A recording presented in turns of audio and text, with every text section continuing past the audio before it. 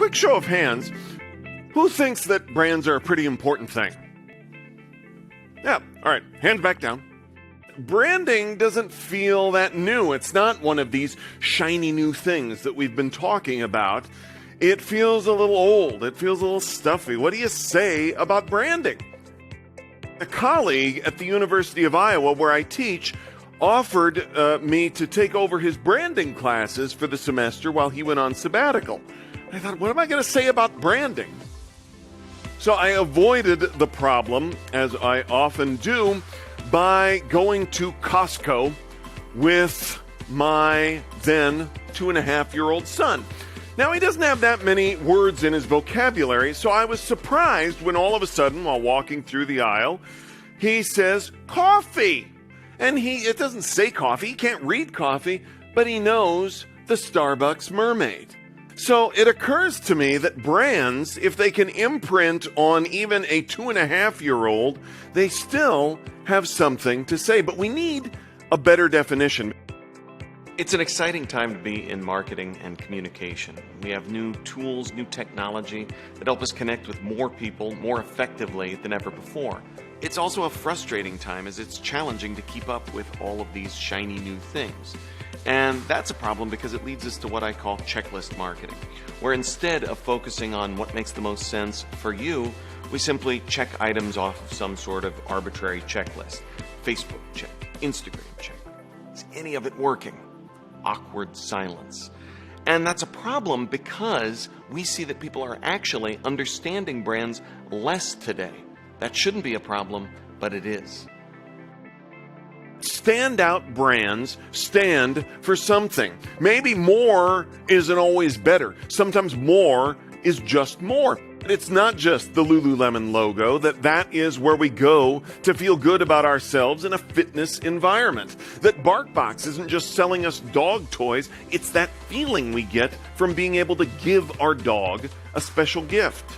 I've been called the Indiana Jones of marketing and communication. And that's because I split my time between the college classroom at the University of Iowa and out in the field, working with organizations of all shapes and sizes. I also speak at conferences and corporate events throughout the world. As an educator, I want to make sure that my audience learns new ideas and insights.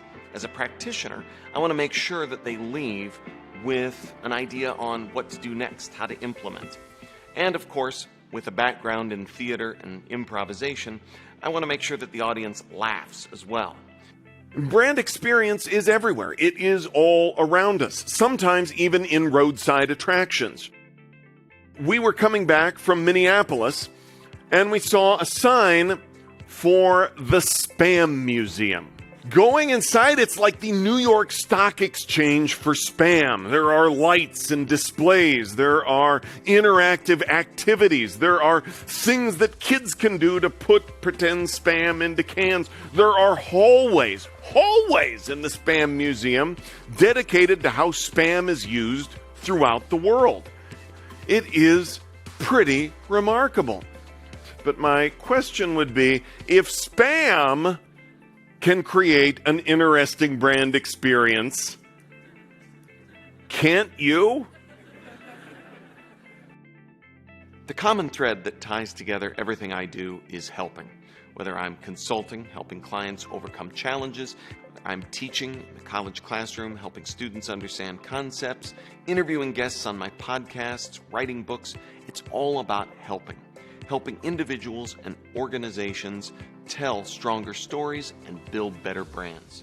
Where is your brand right now, today? Your brand isn't something that you check off a list and you're done with. It is a flag you plant in the ground. And you move towards it day in, day out. And that is how you build a brand, brick by brick, day by day. That is how you brand now.